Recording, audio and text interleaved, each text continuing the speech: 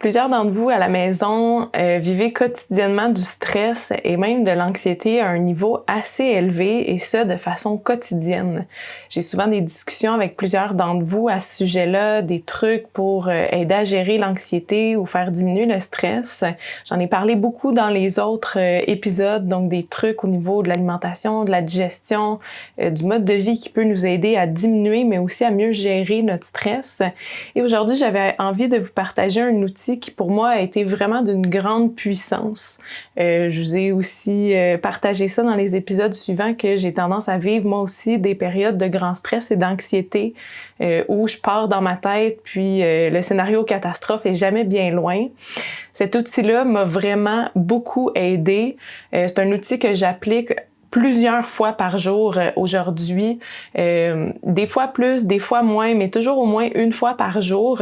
Puis je voulais partager avec vous cet outil-là parce qu'il est tellement simple, gratuit et extrêmement puissant. Donc, la respiration carrée, c'est ce que je vous présente aujourd'hui. C'est une technique de pranayama, donc de respiration que j'ai appris au cours de ma formation en yoga.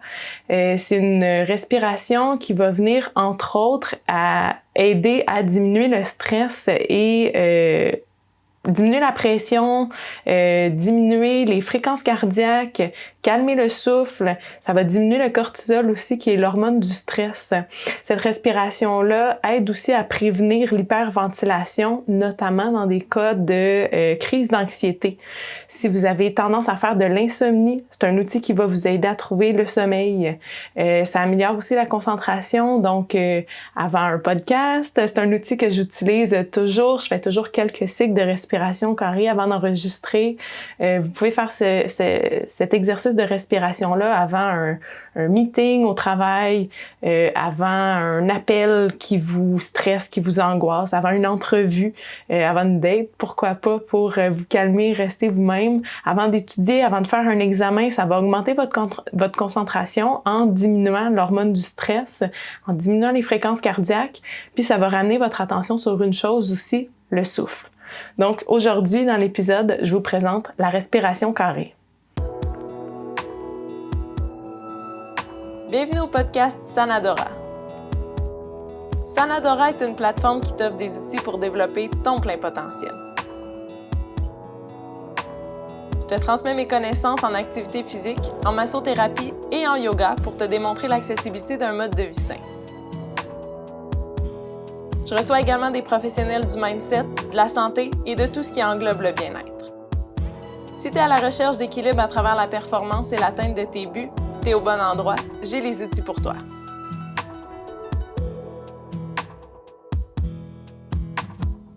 La respiration carrée, comme je vous disais, c'est un outil qui est très simple, gratuit et accessible en tout temps. Vous pouvez le pratiquer partout, que ce soit dans votre lit le matin, que ce soit dans la salle de bain quand vous êtes vraiment overwhelmed de la situation dans la maison ou au travail, que vous avez besoin d'une pause, vous vous retirez à la salle de bain, vous faites 4-5 cycles de respiration carrée quand vous êtes pogné dans le trafic. Évidemment, pas faire cette respiration-là les yeux fermés quand vous êtes dans le trafic, mais de simplement faire les respirations va vous aider. Vous pouvez la faire à l'épicerie quand vous êtes avec votre petit pot qui fait une crise de bacon pour avoir la dernière boîte de céréales multicolores puis que vous voulez pas. C'est un outil que vous pouvez faire dans ces moments-là, mais que vous pouvez aussi enseigner à vos enfants. C'est une technique qui est assez simple pour être comprise par tout le monde et utilisé par tout le monde. Donc, vous pouvez enseigner, faire cet exercice-là devant votre enfant pour lui expliquer que c'est un exercice qui va aider à venir se calmer et à gérer ses émotions. Donc, vous lui apprenez en faisant, en lui montrant cet exercice-là qui, par la suite, peut appliquer avant sa prochaine crise de bacon. Qui sait, ça vous sauvera peut-être un petit peu d'énergie. J'ai parlé des bienfaits dans l'introduction de la respiration carrée. Ça va aider à diminuer le stress, améliorer la concentration. Ça va aider à diminuer votre anxiété. Ça va améliorer votre digestion et ça peut même vous aider à perdre du poids.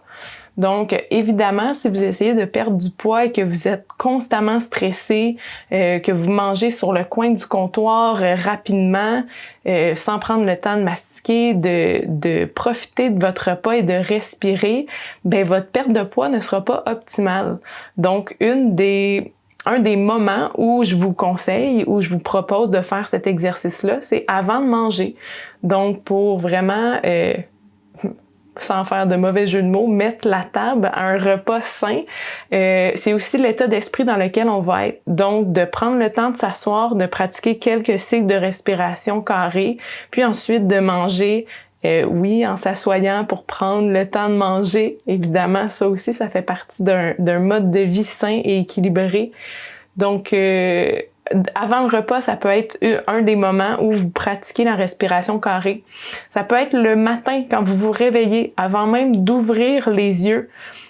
Vous prenez conscience que vous êtes en train de vous réveiller, vous gardez les yeux fermés et vous commencez à pratiquer 4-5 cycles de respiration carrée pour commencer la journée du bon pied. Si vous avez tendance à être quelqu'un qui est super stressé le matin par rapport à sa to-do list ou la journée qui s'en vient, de prendre un temps pour juste arriver dans son corps quand on se réveille le matin et prendre conscience de sa respiration, ça va vraiment partir la journée plus en douceur, puis ça va probablement vous permettre de diminuer votre anxiété, d'être plus patient, puis d'avoir une journée vraiment plus agréable pour vous et pour tout le monde qui vous entoure. Donc, d'autres moments, comme je l'ai dit, dans le trafic, c'est un bon moment quand vous vous sentez fâché dans une situation, émotivement, que vous êtes touché par quelque chose, que pas seulement quand vous êtes angoissé, mais quand une situation vous met en colère, que vous êtes dans la réaction. Quand vous voyez que vous allez réagir, de prendre un pas de recul et de pratiquer la respiration carrée, ça va aider souvent à calmer le feu au lieu de mettre de l'huile sur le feu et d'empirer une situation. Donc, c'est des moments dans la journée où on peut le pratiquer. L'après-midi aussi, si tu as tendance à avoir un coup de barre après le dîner, autour de 2-3 heures l'après-midi au travail, tu as de la misère à te concentrer, tu sens que tu as le cerveau un peu dans la brume. Évidemment, il y a aller voir au niveau de l'alimentation. C'est une des choses que j'irais voir pour ce manque de concentration ou ce brain fog-là, ce brouillard au cerveau-là. L'alimentation serait la première chose que j'irais voir, mais de prendre une pause assis à votre bureau pour pratiquer la respiration carrée, ça va aussi vous aider à augmenter votre concentration. Puis, comme ça va apporter beaucoup d'oxygène à votre corps, ça va faire comme un vent de fraîcheur, ça va vous redonner de l'énergie, puis ça va vous permettre de continuer votre journée en étant toujours aussi productif. Donc, qu'est-ce que c'est la respiration carrée? Je vais vous expliquer premièrement ce que c'est, puis ensuite je vais vous proposer de faire un exercice avec moi. Donc, je vais vous guider dans un exercice, mais d'abord, je vous explique comment faire cette respiration carrée. Donc, carré veut juste dire 4 fois égal. Donc, on va commencer en respirant de façon normalement, puis ensuite, à l'inspiration, on va inspirer en 4 secondes. Quand l'inspiration est complète, que les poumons sont remplis d'air, on va retenir le souffle pour le même nombre de temps. Donc, dans ce cas-ci, 4 secondes. Donc, inspire en 4, retiens en 4, et ensuite viens expirer, vide l'air complètement de tes poumons en ramenant le nombril vers ta colonne pour aider à vider tes poumons d'air pendant 4 secondes. Et finalement, retiens le souffle à poumon vide pendant 4 secondes. Donc ça, c'est un cycle. Donc, inspire en 4, retiens poumon plein en 4, expire en 4 et retiens poumon vide en 4 secondes. Je dis 4 secondes parce que 3 à 4 secondes, c'est le temps qu'on utilise lorsqu'on débute cet exercice-là. Si vous êtes une personne qui a une bonne capacité pulmonaire, qui a une bonne endurance au niveau du souffle, un marathonien ou un plongeur, par exemple, n'auront pas la même capacité à faire cet exercice-là que quelqu'un qui a jamais fait d'exercice de respiration ou encore si on prend ces personnes-là, mais dans un moment de très grande anxiété.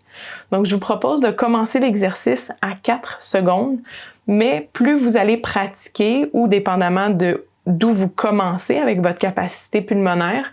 Vous pouvez faire cet exercice-là toujours le même nombre de temps à l'inspire, lorsqu'on retient, lorsqu'on expire et encore une fois lorsqu'on retient à poumon vide. On peut faire l'exercice à 5, 6, 7, 10, 30 secondes même si notre capacité pulmonaire nous le permet. L'objectif, ce serait que lorsqu'on termine la respiration, qu'on ne se sente pas essoufflé, qu'on ne sente pas que nos fréquences cardiaques ont augmenté. Au contraire, on voudrait qu'elles aient diminué, que notre respiration soit plus calme, qu'on soit plus centré. Donc, on est loin de la performance ici. On ne veut pas atteindre un 30 secondes demain matin à inspirer pleinement et retenir son souffle. Ce qu'on veut, c'est l'état. C'est pas le nombre de temps qui est important. C'est vraiment le résultat final. Donc, je vous propose d'essayer cet exercice. Si vous êtes en voiture, ne fermez pas les yeux, mais vous pouvez faire cet exercice avec moi en même temps. Donc, je vous invite à prendre une position soit assise sur la chaise où vous êtes, sur votre divan, sur votre bureau, sur votre chaise de bureau. Si vous êtes couché sur votre lit, vous pouvez rester dans cette position. Donc, on commence par s'installer confortablement.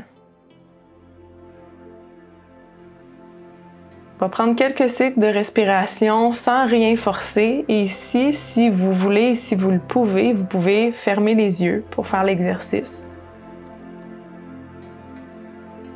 Prendre quelques cycles de respiration à un rythme qui vous est naturel. Sans rien forcer, sans penser aux résultats à atteindre. On va prendre un cycle de respiration à son rythme une dernière fois. Inspire, remplis les poumons. Et expire, viens vider l'air complètement. La prochaine inspiration, viens gonfler le ventre comme un ballon pour 2, 3, 4. Retiens le souffle à poumon plein pour 1, 2, 3, 4. Expire, 2, 3, 4. Et retiens le souffle, poumon vide, pour 3, 4. Inspire, deuxième cycle, 2, 3, 4. Retiens le souffle, poumon plein, 2, 3, 4. Vide l'air complètement des poumons pour 2, 3, 4. Et retiens le souffle, poumon vide, pour 2, 3, 4. Encore une fois, inspire, 2, 3, 4. Retiens le souffle, 2, 3, 4. Expire l'air complètement de tes poumons, 3, 4. Et retiens le souffle, poumon vide, pour 3, 4. Inspire, poumon plein, 2, 3, 4. Retiens le souffle, 2, 3, 4. Vide l'air complètement des poumons pour 3, 4. Et retiens le souffle, poumon vide pour 2, 3, 4. Encore 2 cycles en comptant à ton rythme dans ta tête. À l'inspiration, tu laisses le ventre se gonfler comme un ballon. Puis tu retiens le souffle pour remplir tes poumons d'air.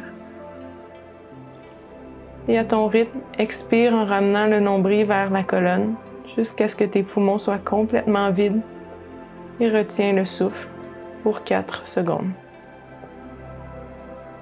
Une dernière fois, fais le plein. Inspire.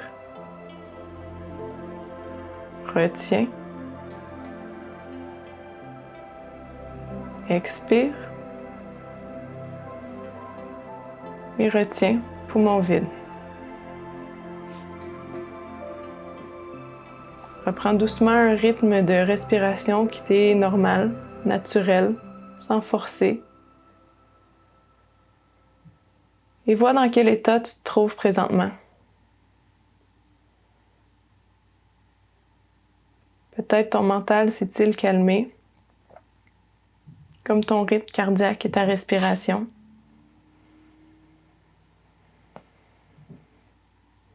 La respiration carrée peut être pratiquée à tout moment de la journée, dans tout lieu, tous endroits, toute situation, pour s'aider à se calmer ou revenir simplement à l'intérieur de soi, calmer l'anxiété, calmer la colère, calmer le stress, calmer la tristesse même.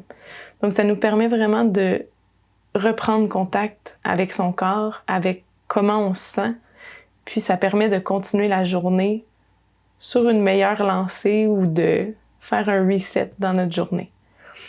Donc, tu peux pratiquer 5, 6, 7, 10, 15, 20, le nombre de cycles que tu désires, tant que tu termines l'exercice sans être à bout de souffle, comme je le disais.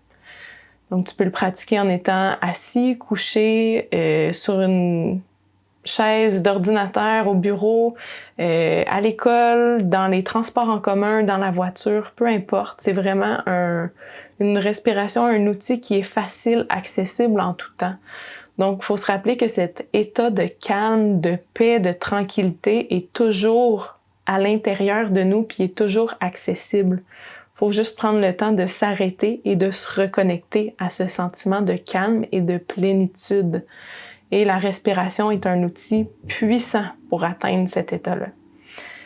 Donc, si tu as apprécié le podcast d'aujourd'hui ou que tu penses que quelqu'un autour de toi pourrait bénéficier de cet outil-là pour l'aider dans son quotidien, pour diminuer son stress ou juste pour l'aider à se recentrer, pour se faire du bien, pour prendre un moment pour soi, je t'invite à partager cette vidéo. Je t'invite aussi à t'abonner à la chaîne de Sanadora sur Facebook et Instagram et à me suivre sur YouTube et Spotify pour ne rien manquer des prochains podcasts. Donc, je te souhaite une journée toute en douceur et on se revoit bientôt dans un prochain épisode.